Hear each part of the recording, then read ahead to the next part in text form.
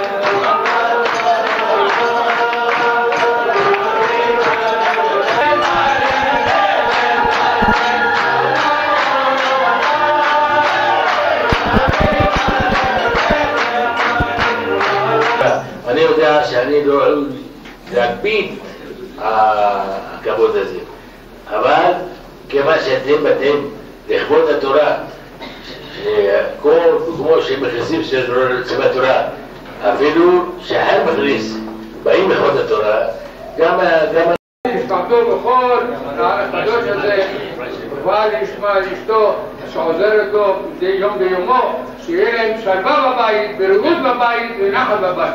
כן יהי רצון ונאמר אמן.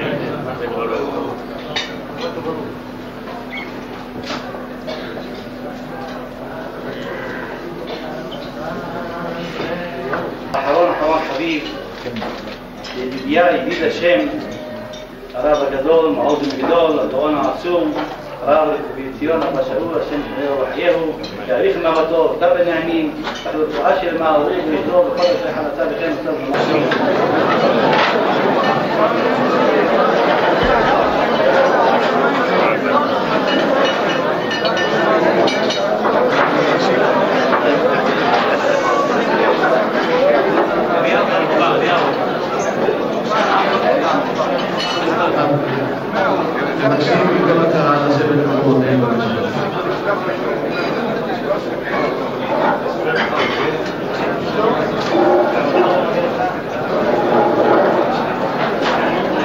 אנו מקבלים בברכה את פניו של מורנו ורבנו מרן ידידנו היקר, הגאון בציון, הוא חבר נעורים שלי. למדנו יחד מילדותנו, זה למעלה מ-40 שנה, אולי 50 שנה. ברוך השם אנחנו הולכים יחד, מתקרבים לומדים דברי תורה, משתעשעים בדברי תורה, נהנים בדברי התורה. ובחינת גם כן, שקיים הנחמדים, מזרם ופזרם, גם עבדך נזר בהם. אני לא צריך הרבה לשבח אותו בפניו בפעם. התלמידים שלו שאולי יודעים מעט מערכו, לא הרבה יודעים מערכו. התפיסה המהירה בפרט יוסף, הרעיון הישר, שיקול דעת בחוכמה ובתבונה מעמיקה, דברים הם מפורסמות, אני לא בא לחדש לכם איזה דבר. ואולי כל אחד יסתכל בספר שיצא עכשיו לאור, אני עוד לא ראיתי אותו אפילו. אבל לא ראינו אני ראייה, לא כמו אפס קצהו, ויחשבו שזהו חוכמתו של בן ציון. הרבה יותר מה שכתב, התחלתי לבדכם כתוב כאן. יש בו בפרט יוסף, עוז ותשייה, השם מחזקנו באמיתנו בבריאות ובנעם ורם עליה, ויזכה להאריך ימים עוד רבות בשנים, וקיים בו עוד ירבות בסביבה, ושירים ורעמים יהיו בבריאות איתנה ולרם עליה, ויוסיף עוד לעשות לנו כהנה וכהנה, ימים על ימי מלך תוסיף, שנותר כמו דור ודור, בכל שלמי יזכיר להצליח רבותיך ברח, בזכות תורתו הקדוש ברוך הוא יחיש לגאולים גאולה שלמה, זכרו תורת משה עבדי, הנה הנביא שולח לכם את אליה הנביא, לפי בואי המשה הגדול והנורא, ויזכה בקרוב בעלות השם גאולה שלמה, כמו שאמר, יגל יעקב ישמח ישראל, אמן ואמן.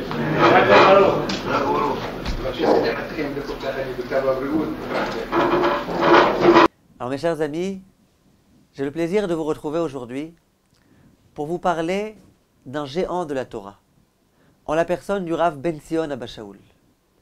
Beaucoup de personnes l'appelaient Hacham Ben Sion, un homme extrêmement érudit en Torah, extrêmement sage. En général, c'est assez difficile de parler, de raconter la vie d'un homme qu'on n'a pas côtoyé soi-même. Et malheureusement, je n'ai pas eu le mérite de côtoyer ce géant de la Torah. Simplement, je me sens extrêmement proche de lui. Je me sens être un véritable élève de lui. Et je sens que j'ai puisé énormément de connaissances en Torah, mais plus, d'envie de grandir de ce Rav-là.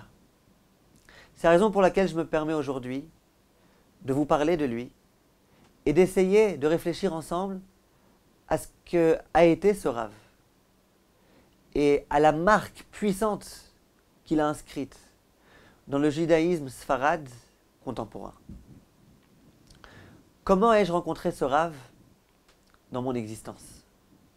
Lorsque j'avais 14-15 ans, que j'habitais en France, que je me rendais à la synagogue, j'aimais consulter les livres qui se trouvaient dans la bibliothèque, les livres de Torah.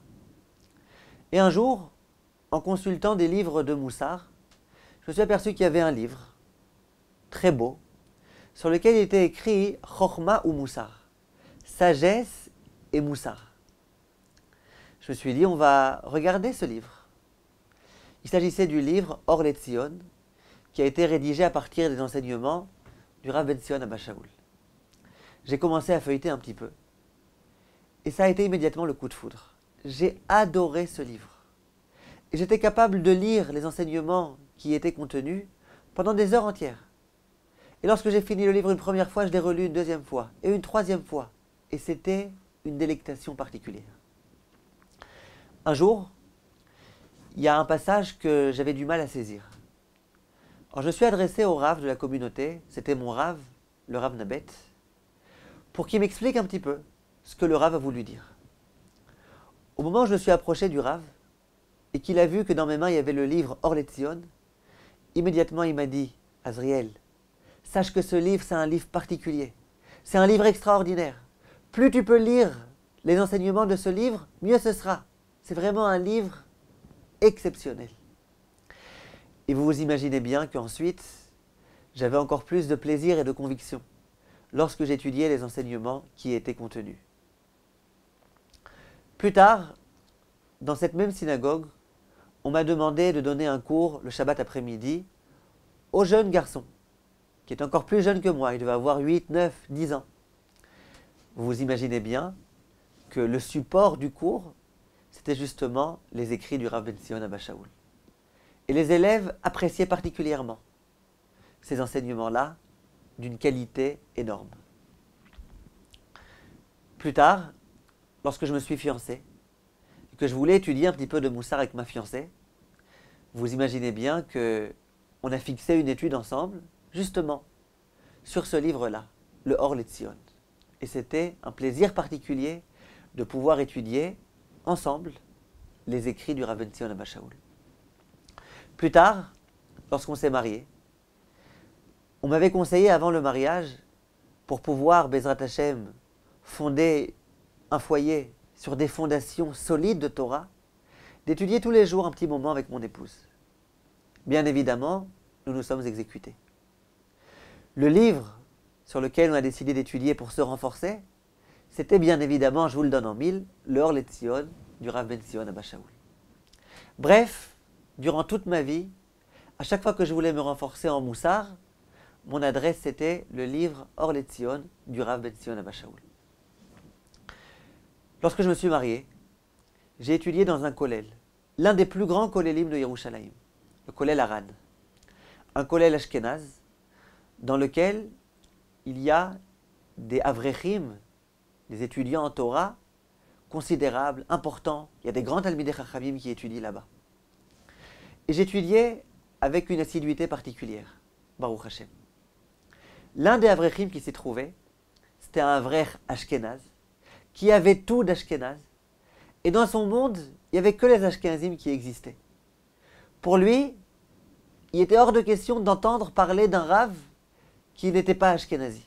Lui, au passage, c'était un élève très proche du Rav Chaim Kanievski. Et de temps en temps, il venait me voir Il était bien plus âgé que moi. Et il me disait, dis-moi, comment tu fais pour étudier avec tellement d'assiduité? Le matin, tu arrives toujours à l'heure. Toute la journée, tu étudies. Tu t'interromps pas un instant. Il n'y a pas de téléphone. Il n'y a pas de sommeil pendant l'après-midi. Il n'y a pas de pause. Il n'y a pas de repos. Même quand tu manges, tu es en train d'étudier. Comment tu fais pour étudier avec tellement d'assiduité? Et moi, je me disais, bon, visiblement, il veut me flatter. Visiblement, il veut m'encourager. Or, je me contentais de lui faire un petit sourire et de lui dire, bon, Baruch Hashem. Et puis 2 jours après, il revenait me voir. Il me disait, tu sais, moi, ce qu'ils m'ont appris mes rabbanim, c'est que le vrai tzaddik, c'est pas simplement celui qui fait des chumrot ici et là-bas. Parce que c'est trop facile de faire des chumrot. Le vrai tzaddik, c'est celui qui étudie avec assiduité, du matin jusqu'au soir, qui étudie, qui étudie, qui étudie. Et voilà, toi, je vois que tu étudies, matin, midi, soir, comment tu fais? Et puis moi, à nouveau, je lui faisais un petit sourire et je lui disais, bon, Baruch Hashem. Jusqu'au jour où il est venu me voir. Et je vous assure que je ne vous dis pas ça pour me vanter, mais pour que vous appréciez la suite de l'histoire. Et il me dit, dis-moi, je t'en supplie, à chaque fois tu me fais un sourire et puis voilà, je te demande, s'il te plaît, j'aimerais bien moi aussi acquérir cette assiduité dans mon étude. Dis-moi comment tu fais, donne-moi le conseil, donne-moi le secret, s'il te plaît, ne me dis pas Baruch Hashem, etc. Dis-moi, donne-moi un conseil. Maintenant, vous vous imaginez, moi j'étais un jeune avraire de 18 ans. Lui, c'était l'un des avrechim considérables du kollel. Il avait au moins 20 ans de plus que moi, 25 ans de plus que moi. Mais je voyais qu'il était sincère. Alors je lui ai dit, écoute, je ne sais pas si je suis tellement assidu comme tu le dis. Mais en tous les cas, si jamais je suis un petit peu assidu, je vais te dire à qui je le dois. Je le dois au Rav Ben Sion Abba Shaul. Le Rav Ben Sion Abba Shaul, il a écrit un livre qui s'appelle le Or Letzion. Toute la première partie de ce livre, elle est consacrée à l'étude de la Torah. Et durant toute ma jeunesse, j'ai étudié cette partie, et je l'ai révisée. Et je pense que j'ai réussi à intégrer toutes les idées que le Rav voulait faire passer. Et à chaque fois, j'ai omniprésente face à moi cette image-là, du Rav Ben Sion Abba Shaul, avec les conseils qu'il donne. Et puis, ça me donne envie d'étudier, avec beaucoup de sérieux. Alors, si jamais c'est bien quelqu'un que je le dois, c'est au Rav Ben Sion Abba Shaul. Le lendemain, il avait déjà acheté ce livre.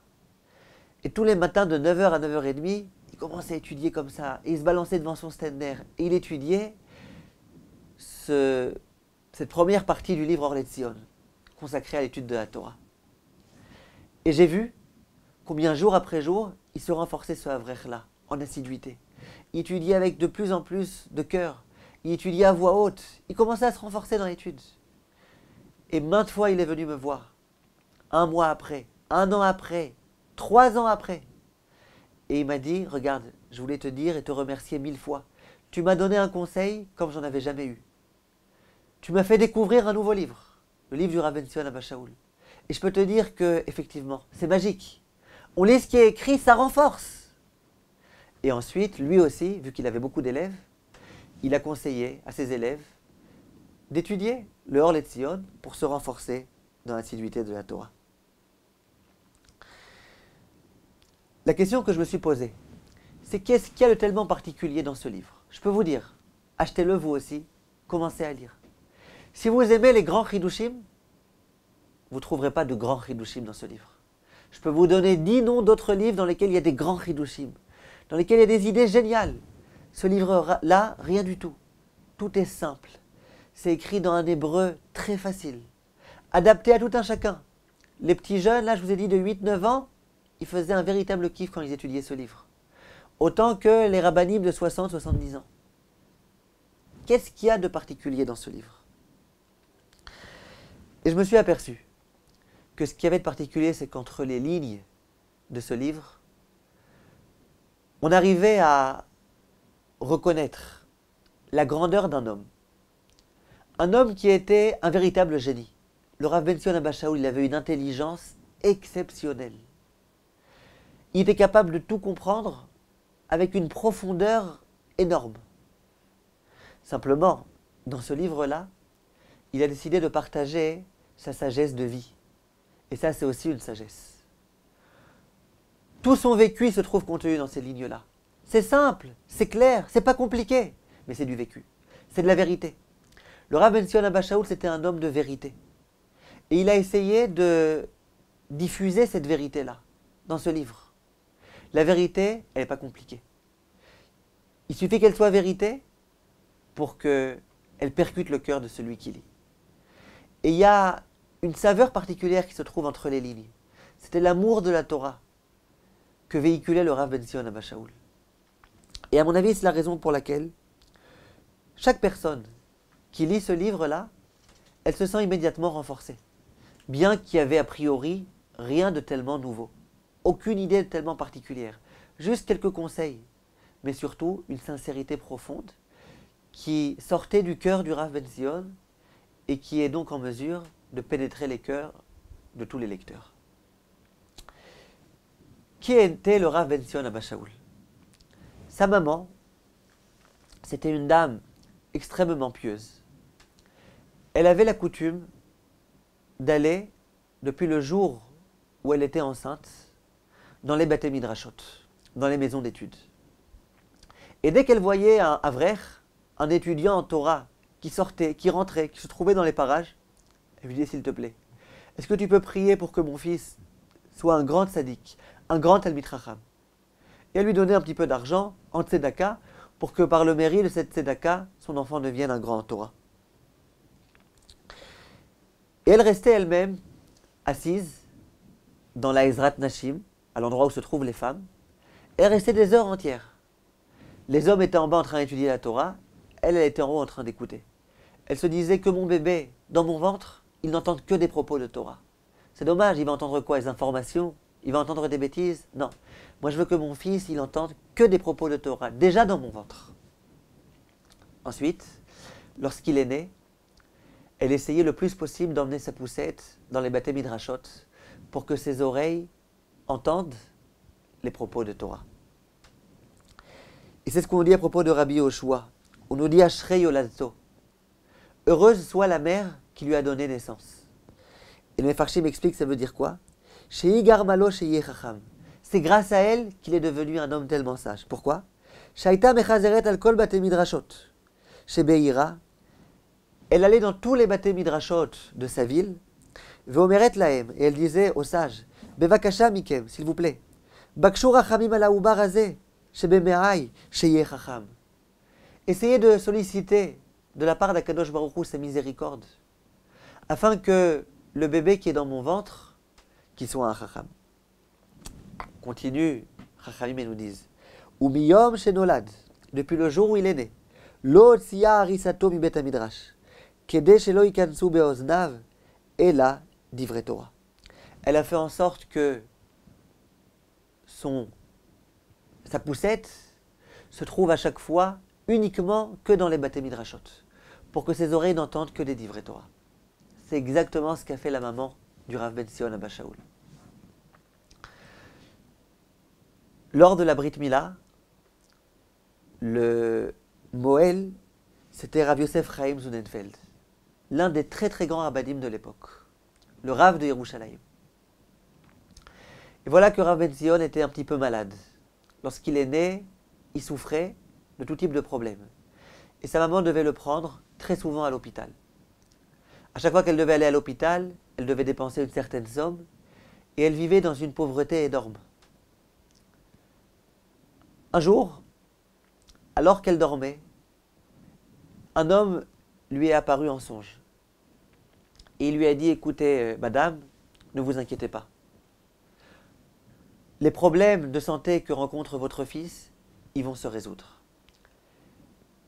Et même les difficultés de Parnassa que vous avez, Bezrat Hashem, ils vont se résoudre. Et d'ailleurs, je vais te donner un signe. Si demain matin, lorsque tu te réveilles, tu trouves dans ton porte-monnaie une somme d'argent, c'est la preuve que, Bezrat Hashem, tout va se résoudre. Voilà que le lendemain matin, elle se lève, elle s'approche de son porte-monnaie et elle trouve effectivement une pièce d'or qui était à l'intérieur. Depuis ce jour-là, son fils, le Rav Ben Zion, était en bonne santé, Baruch Hashem, et les problèmes se sont résolus. Le père du Rav Ben Zion Abba Shaul, il avait, avec un associé, un petit magasin de fruits et légumes qui se trouvait à Jérusalem, dans le quartier de Beth Hakerem. Et puis, ça ne marchait pas très bien. Or, son associé lui a dit, regarde, je te propose quelque chose. Viens, on ferme ce magasin, et on va ouvrir une grande entreprise à Tel Aviv. Et là-bas, tu verras, on fera beaucoup d'argent. Le père du Rav Ben-Sion lui a dit, en aucun cas je quitte Yerushalayim. À Yerushalayim, il y a des grands Talmidei Chachamim qui se trouvent. Je ne suis pas prêt à renoncer à vivre dans cette ville de grands Talmidei Chachamim. Et donc le Rav est resté, le père du Rav est resté à Yerushalayim, tandis que l'autre a été ouvrir des affaires à Tel Aviv.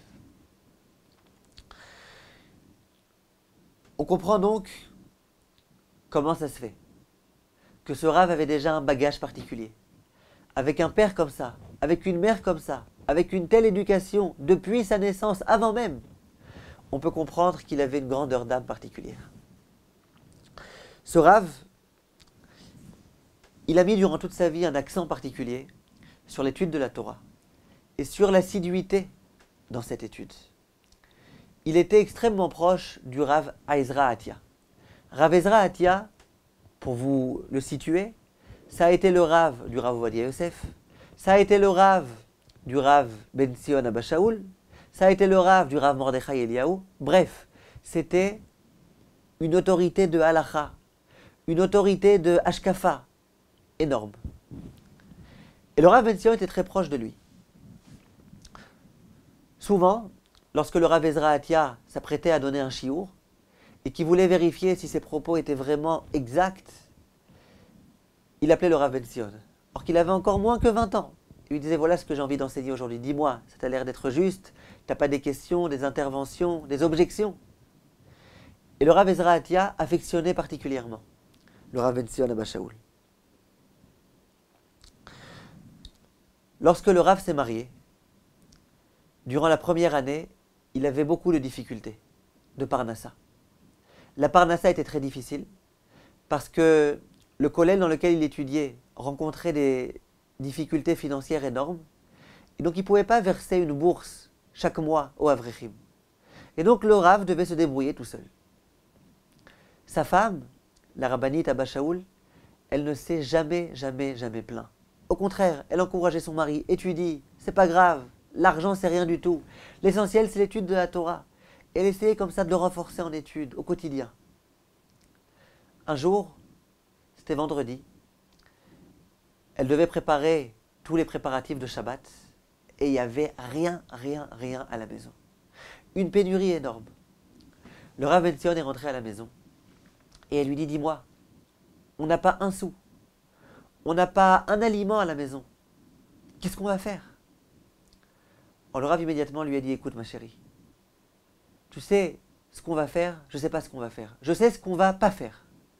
On ne va pas s'énerver, on ne va pas s'attrister, on ne va pas se faire de soucis. Quoi faire? Hachem il s'occupera. Nous, je peux te dire ce qu'on ne fera pas. On ne se fera pas de soucis. Et à ce moment-là, il lui raconte une histoire. Il dit, tu sais ce qu'on raconte au nom du Maguid de Mazrich? C'est qu'un jour, lui aussi, quand il s'est marié, il a rencontré des grandes difficultés financières. Et un jour, vu qu'il n'avait pas de quoi se nourrir, il a soupiré. À ce moment-là, il a entendu ce Rav qui était tellement proche d'Akadosh Baruch Hu, une voix céleste qui a retenti et qui a dit, on te prive de ton monde futur à cause de ce soupir. Immédiatement, le Rav dit, ah chouette, je sais maintenant que j'aurai pas de part dans le monde futur, j'aurai pas de salaire dans le monde futur. Donc dorénavant, tout ce que j'aurai le mérite de servir Hachem, ça sera de façon complètement désintéressée, puisque je sais que de toutes les façons, j'aurai pas de monde futur, j'aurai pas de salaire dans le monde futur. Et il disait, ben Baruch Hachem, maintenant je pourrai accomplir toutes les mitzvot de façon désintéressée. Et à ce moment-là, il a entendu à nouveau une voix céleste qui a retenti et qui a dit, du fait que tu as accepté ce décret, eh ben, on te donnera une part au Olam Haba. On te restituera ta part au Olam Haba. Mais à une condition, c'est que dorénavant, tu ne soupires plus jamais. Et donc le Rav dit à sa femme, écoute, ça ne sert à rien de soupirer, au contraire, viens on se renforce en Emouna, en Akadosh Baruch Hu. Et puis tout va s'arranger, Bezrat Hashem. Et elle était convaincue des propos qui sortaient d'un cœur tellement pur. Elle a pris son caddie, alors qu'elle n'avait rien, et a été faire les courses. À un moment donné, il y a eu des vents très très forts qui ont soufflé. Et d'un coup, par miracle, il y a un billet de 5 lirotes qui se sont posées dans son sac. Et elle a pu faire les courses pour Shabbat.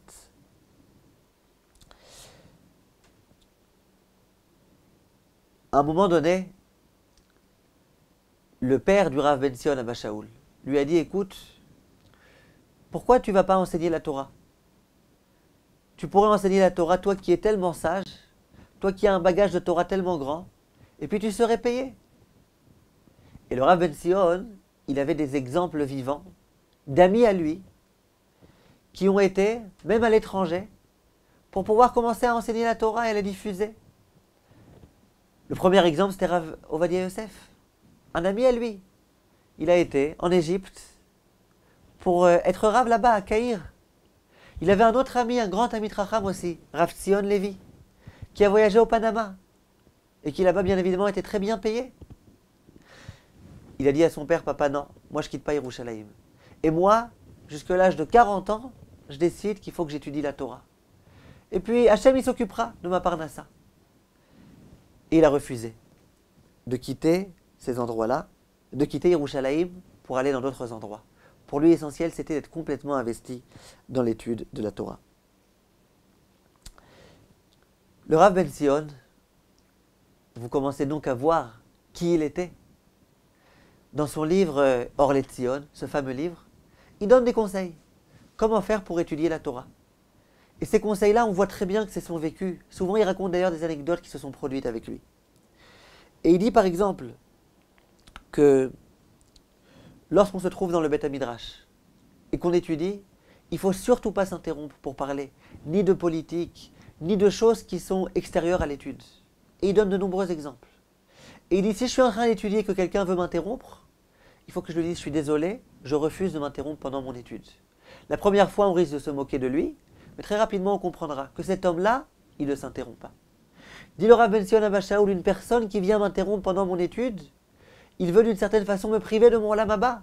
Il veut me sortir de ce monde-ci. Il veut presque me tuer, spirituellement en tous les cas. Moi, j'ai le devoir de lui dire, écoute, s'il te plaît, ne me tue pas, laisse-moi vivre. Je suis en train d'étudier la Torah. Et il ramène des enseignements dans lesquels on voit que toute personne qui s'interrompt en pleine étude, cette personne-là, elle risque de se faire brûler par le feu. Et donc, disait le Rav, il ne faut surtout pas s'interrompre pendant l'étude. Le Rav disait que lorsque quelquefois, les étudiants en Torah ont tout type de choses à faire, ils doivent aller régler un petit problème à la banque, dans tel bureau, il y a tel papier à signer, etc. Disait le Rav, ne faites pas ça le matin très tôt. Vous devez étudier à partir de 9h du matin. Ne commencez pas votre journée en allant régler ce genre de problème. Il dit parce que vous pouvez savoir. Si vous commencez votre matinée à la banque, vous verrez que vous allez avoir d'un coup plein de choses à faire, des courses à faire ici, des rendez-vous là-bas, etc. Et vous allez perdre toute votre journée. Il dit essayez de laisser ces rendez-vous à la banque, ces rendez-vous avec d'autres personnes, le plus tard possible. Le matin, étudiez, et puis 5 minutes avant la fermeture de la banque, allez là-bas. Et vous verrez que comme ça, vous pourrez bien étudier et vous pourrez aussi résoudre les quelques petites choses que vous avez à faire. Disait le Rav quelquefois, le bébé ne dort pas la nuit. Il pleure toute la nuit. Et donc bien évidemment, les parents n'arrivent pas à dormir. Il dit souvent, qu'est-ce qui se passe? Eh bien le père, il ne vient pas étudier le lendemain. Pourquoi? Il est fatigué. Alors il doit rester à dormir. Disait le Rav, je peux vous dire, il y a une ségoula qui existe. Elle est avérée. Elle est fondée. Si le bébé a pleuré toute la nuit, et que le lendemain tu viens pour étudier, et que tu étudies de toutes tes forces, le bébé, la nuit d'après, il ne pleurera pas. Si par contre tu ne vas pas étudier parce qu'il a pleuré, sache que le lendemain, il pleurera à nouveau. Le Rav disait aussi que c'est important lorsqu'il y a un cours de Torah, d'arriver toujours 1 minute en avance, 2 minutes en avance, et de ne jamais quitter les lieux tant que le cours n'est pas fini. Si on a une étude en Chavruta qui est prévue de 9h à 1h, ne pas arriver après 9h, ne pas quitter avant 1h. Et il disait c'est un peu comme un mariage. Lors d'un mariage, il y a tout type d'invités qui sont conviés à la fête. En général, les proches parents, ils arrivent en avance et ils restent jusqu'au bout. Les amis très proches, ils arrivent avec un petit quart d'heure de retard, le quart d'heure de politesse. Et puis ils s'en vont aussi, proche de la fin de l'événement. Les gens qui sont beaucoup moins proches, eux ils arrivent, il reste 5 minutes, ils mangent un petit quelque chose, ils boivent un petit quelque chose, Mazal Tov, et ils s'en vont. Dit le Rav, c'est la même chose. Les gens qui sont proches de la Torah, les gens qui sont proches d'Hachem, eux ils viennent depuis le début jusqu'à la fin. Et ceux qui sont un petit peu moins proches, eh ben, ils arrivent en retard, et ils partent plus tôt. Et ceux qui ne sont pas proches du tout, eh ben, eux ils sautent et puis ils s'en vont. Disait le Rav, j'ai du mal à comprendre. Lorsque dans la rue, quelquefois, je vois des jeunes Bachourei Yeshiva qui s'arrêtent pour commencer à lire les panneaux publicitaires. Alors bien évidemment, les panneaux publicitaires à Jérusalem, ce n'est pas les panneaux publicitaires en France. En Israël, il n'y a pas tout type d'images et de photos pas cachères. À Yerushalayim en tous les cas. Mais disait le Rav, je ne comprends pas. Comment ils ont du temps pour lire ces annonces-là, ces affiches, depuis le début jusqu'à la fin? S'ils ont du temps en trop, qu'ils me le donnent. Comment ils trouvent ce temps-là? Chaque minute étant tellement précieuse. J'arrive pas à comprendre. Et le Rav disait, le fait que la montre existe, c'est bien. Grâce à la montre, on peut arriver à l'heure au rendez-vous. Il disait, mais souvent, la montre, à cause d'elle, on étudie beaucoup moins la Torah. Pourquoi? Je sais que j'ai une étude de 9h à 10h. Or, je vais arriver qu'à 9h. Et de 8h à 9h, j'ai tout mon temps. L'étude, c'est de 8h à 9h. Et puis, si l'étude, c'est de 9h à 10h, alors à 10h, je m'en vais. Pourquoi? Ma montre m'a bien dit que ça y est, le cours est fini, l'étude est finie. Il disait, s'il n'y avait pas de montre, on serait sans arrêt en train d'étudier. Et puis quand on a faim, on s'arrêterait à étudier pour manger un petit quelque chose. Et à nouveau, on serait replongé dans l'étude. Et le Rav, ce qu'il disait, ce qu'il recommandait, c'est ce qu'il faisait lui-même. Ses élèves racontent, lorsqu'il était déjà Rosh Yeshiva, le recteur de l'académie talmudique de Porat Yosef, et que quelquefois, en pleine étude, il avait besoin d'aller aux toilettes, disaient les élèves, on le voyait courir. Dans le couloir, il courait jusqu'aux toilettes. Et puis après, il recourait pour venir retrouver son étude. Lorsque le Rav, quelquefois, se trouvait dans Beth Knesset, qu'il avait fini sa prière et qu'il devait attendre 1 minute jusqu'à ce que l'officiant reprenne la Chazara, il n'y avait pas de minute perdue. Immédiatement, il ouvrait un livre et commençait à étudier. Dès que la Chazara commençait, il fermait le livre. Il y a écrit dans les décisionnaires, dans le Mishnah Brura, qu'on n'a pas le droit d'étudier pendant la Chazara. Et ses élèves témoignent qu'ils ne l'ont jamais vu étudier un livre ouvert pendant la Chazara de la Tfila. Pareil lorsqu'il y avait la lecture de la Torah. Entre une montée et une autre, au moment du Mishneh Berach, il étudiait. Il passait son temps à étudier. Et le Rav, il avait l'habitude de dire que le Gaon de Vilna est devenu Gaon de Vilna en 5 minutes. Alors bien évidemment, ses élèves étaient toujours interloqués. Le Gaon de Vilna est devenu tellement grand en 5 minutes, il disait oui. Le Gaon de Vilna, il est devenu tellement grand parce que chaque 5 minutes qu'il avait de livres, il les exploitait. Il n'y avait jamais de temps perdu chez le Gaon de Vilna. Et un homme qui est tellement investi dans son étude, un homme pour lequel chaque minute est importante, chaque demi-minute est importante, et bien un homme comme ça, il grandit. Il n'y a pas de secret. Et le Rav, quelquefois, il devait boire un café parce qu'il était fatigué, éreinté. Il se préparait un café, il mettait la moitié d'eau chaude, l'autre moitié d'eau froide. Comme ça, en un temps 3 mouvements, il avait fini son café, et il pouvait retourner pour étudier la Torah. Le Rav disait, je peux témoigner qu'un homme qui étudie la Torah, en étant vraiment réveillé, qui n'est pas sans arrêt accoudé comme ça quand il étudie, qui étudie sans être accoudé, qui étudie en se balançant, qui étudie à voix haute, qui étudie avec engouement, avec cœur, eh bien je peux témoigner et je peux assurer que cet homme-là deviendra un Talmid Chacham. Si le Rav Ben Sion le dit, vous pouvez lui faire confiance. Et la réalité le prouve.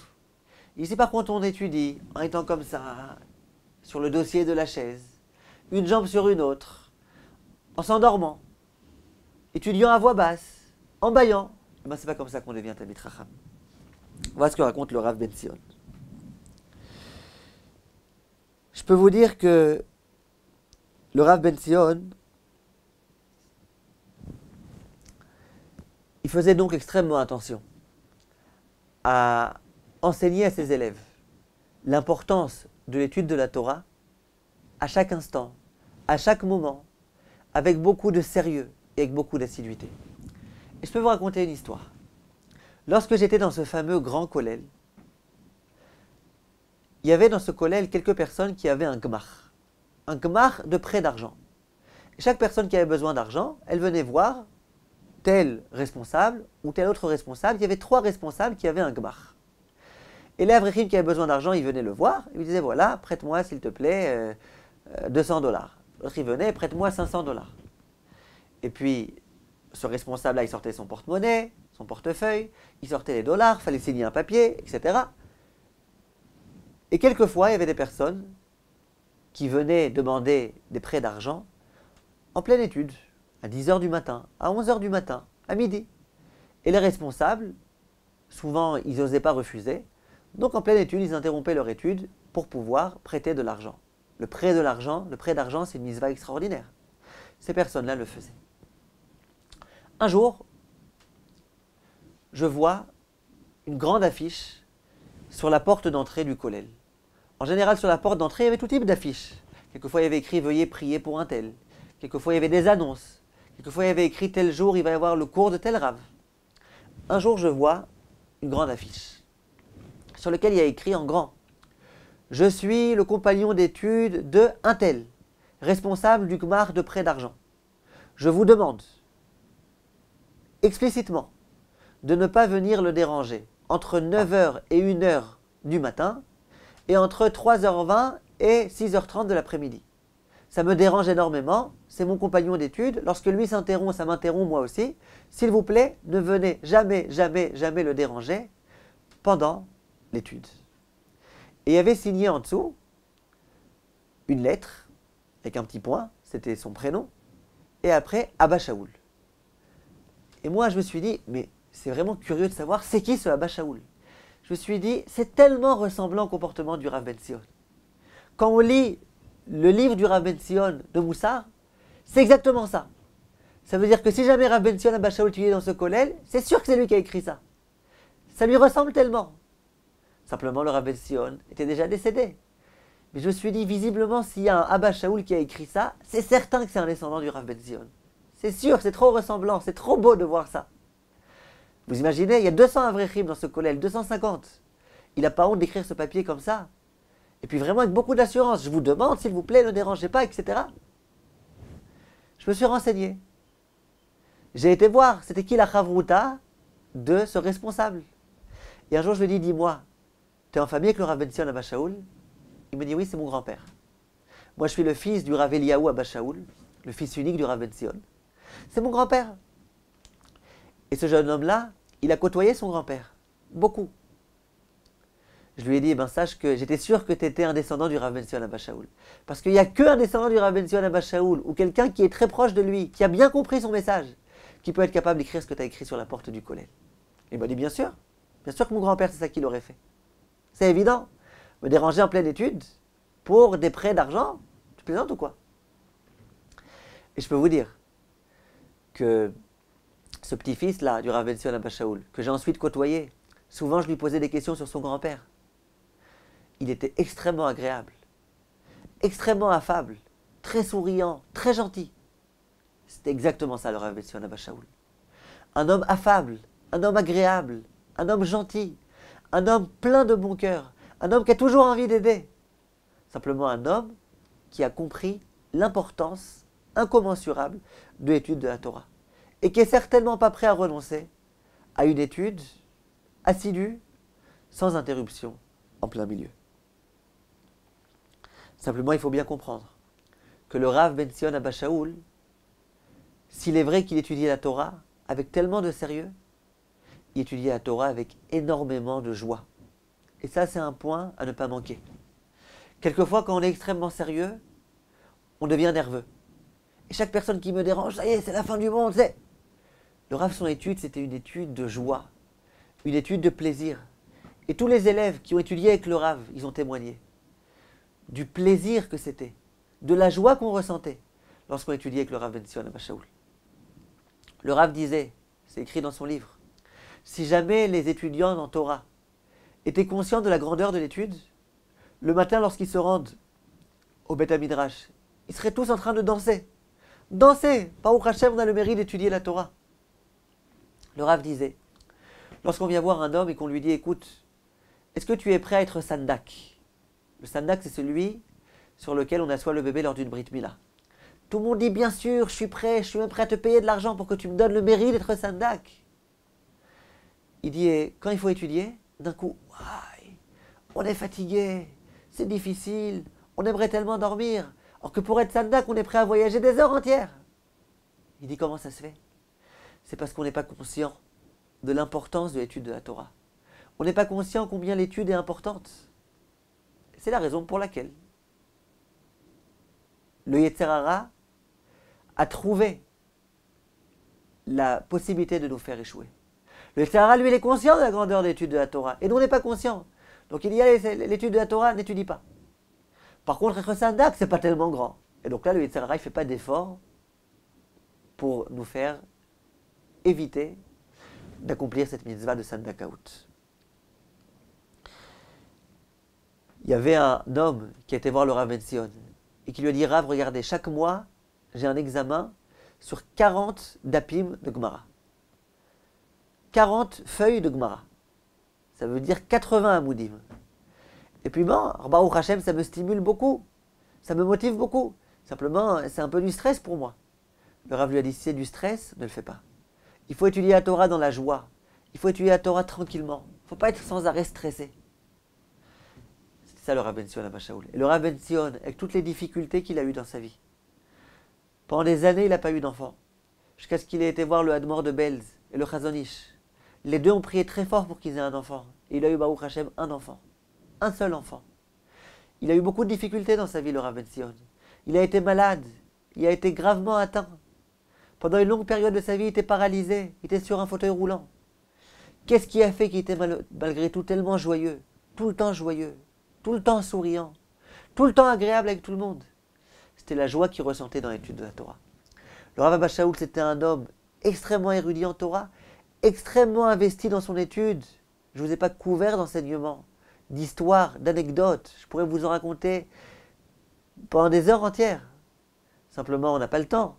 Donc je vous ai raconté que quelques histoires qui m'ont personnellement marqué. Mais c'était un Rav qui étudiait la Torah dans la joie. On continue la prochaine fois, Bezrat Hashem, à parler de ce grand Rav et à parler d'autres aspects de sa personnalité. Kol tov, mes chers amis, et à bientôt. Zchuto yagen alenu. Amen.